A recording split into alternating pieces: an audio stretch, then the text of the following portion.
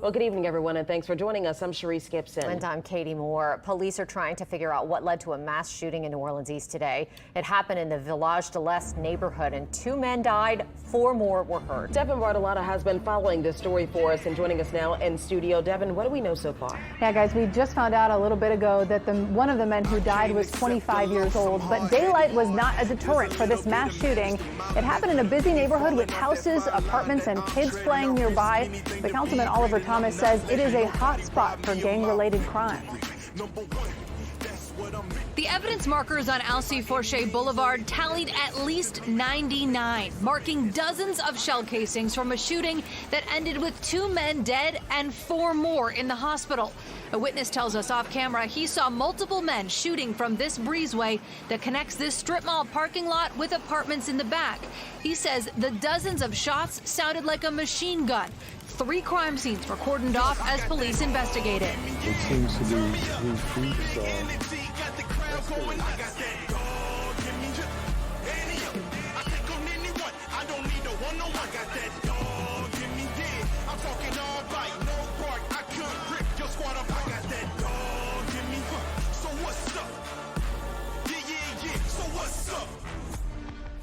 Now listen to me when I say this to you.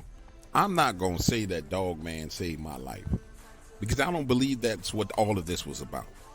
I think I was just at the right place at the right time, and it happened to be at the same place at the same time.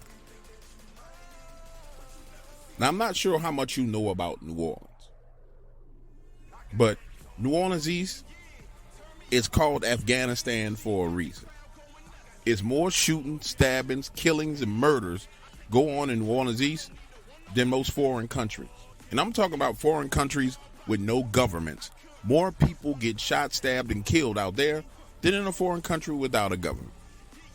Now, if you in New Orleans East and you ride down Chef Mentor Highway and you keep on going past Bullet Road and you keep on going past Michoud and you keep on going out there where I live, there's 1 or 2 gas stations out there.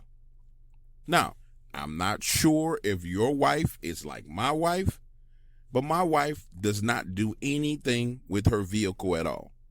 She doesn't check tire pressure. She doesn't deal with the oil. And the worst thing about the whole situation is she does not inform me about problems that are going on with the vehicle. And in a moment, you'll understand how I found myself in this messed up situation. I am headed home from a long day's work.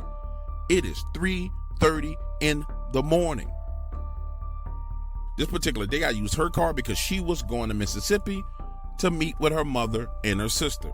And my car was newer, so I let her take my vehicle out on the road. Now understand, we've had issues with our car in the past, and under no circumstances do I want you believing that I'm an irresponsible husband, because I'm not. The thing is, my wife's job is 5 miles away from home, so she can drive 5 miles from the house and back and not have any problems.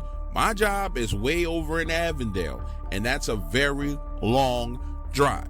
Now that we've clarified all of that, so nobody won't be sitting here talking about me saying, well, you should have given your wife the new car.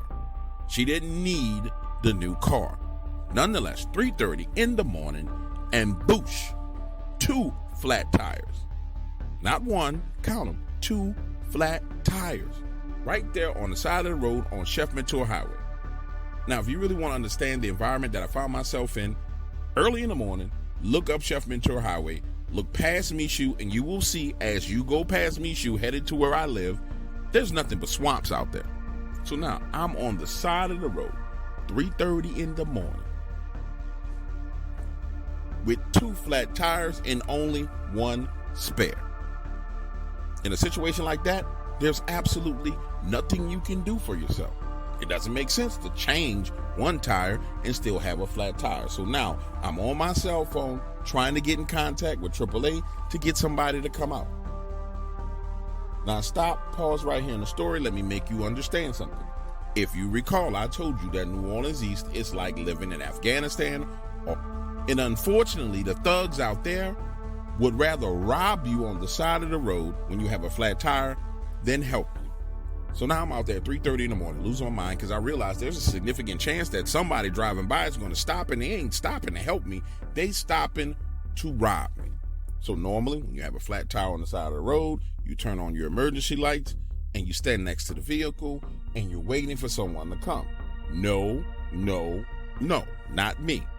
I don't have emergency lights on. My vehicle is well off of the road. I have all the lights off and I'm standing off over in the darkness. Because frankly, I don't want anybody to see me until AAA pulls up. Now, the worst thing about the situation is the AAA dispatcher told me that it was going to be about 45 minutes before anyone can get there. So now I'm standing there alone in the darkness on the side of the road, and the mosquitoes are going crazy, feasting on my flesh like I'm a human buffet, when a car drives by. A blacked out Hellcat Charger. They drive by and start to slow down. And I need you to understand, we're talking about Chef Mentor Highway, past Michoud, between Venetian Isles is where I'm at. Now, if you ever been out there, man, we talking about in the middle of damn nowhere. In fact, they got wild hogs out here that people come and hunt. Matter of fact, if it starts to flood and the hurricane comes in, this exact same damn road goes underwater. You got alligators, moccasins, everything else out here in these streets. And this vehicle slows down. And I'm standing there leaning on this fence saying to myself, well, I'll be damned. I'll be damned. This is about to end bad. Just when I thought they were about to turn around, they take off and keep on going. So now I'm standing there relieved, thinking to myself, okay, all right, maybe they just think it's an abandoned car. I'm just gonna chill, lean back, relax, and hopefully, the tow truck will be here soon. 5 minutes pass, 10 minutes pass, 15 minutes pass. A couple of cars pass by, nobody slows down, everything is all good. Outside of the mosquitoes, I'm fine. Then I hear that Hellcat coming back. And I don't know if you know how them cars sound, but them things is loud. It's flying back in my direction. Gets right up to where I am, and they slam on the brakes, hop out the car, and they're going to bust out my car windows. Now, it's two of them. I can clearly see the driver, the passenger hops out, and he's about to smash my window. I'm like, yo, listen, man, don't break my window. I'm waiting on a ride. However, I'm back off the road into the darkness, and they can't see me, and it startles them. They get shook. Homeboy turns around, runs, hop back in the car, and they take off. Boom, they gone. Now I'm thinking to myself, okay, cool, this gonna be all right. Now, as I watch in their car going back towards the city, I guess a thought jumped in their mind that, well, whoever that is, we gonna rob them. Because they hit the brakes, spin around, and start flying back towards me with the high beam lights on. They pull up, park on an angle with the light shining on me, and the next thing I hear is, give me your wallet, throw us your wallet. And I'm like, listen, bro, I don't have nothing on me. Give me your mother wallet, give me your wallet. And I say again, now I'm reaching into my back pocket to get my wallet, and I'm like, bruh, you about to be disappointed. I don't have no money on me. And all my bank accounts is negative, homie. So here, you can have the wallet. The wallet hits the ground in front of the vehicle. He walks around, picks it up, and starts rummaging through it. That's when I get a glimpse at what this boy holding. A mini AK-47. Turn me into Swiss cheese right here on the side of the road. So now I'm backing away trying to get to the edge of this fence and get around on the other side, and I'm going to take off running because I'm not about to die out here on the side of the road. Then he realizes I'm not lying to him. He says, give me the keys. Give me the car keys. I'm like, bro, I'm on the side of the road because the car got 2 flat tires. You can't go nowhere in the car. Give me the keys. Let me tell you something. I don't know if you ever had somebody point an AK-47 pistol at you, but when they point that pistol at you, it gets your mind right. So now I'm digging in my pocket, throwing them the keys. I'm saying, Lord, please don't let these Negroes murder me out here on the side of the road. I'm going to be an unsolved murder. They will never, ever find them. Bro, listen to me. As I'm saying that out of my mouth, bro, the trees on the other side of the road start shaking. I welcome you to look at the Google Maps. It's right there. The trees on the other side of the road start shaking. And I'm talking about something massive is running through them trees.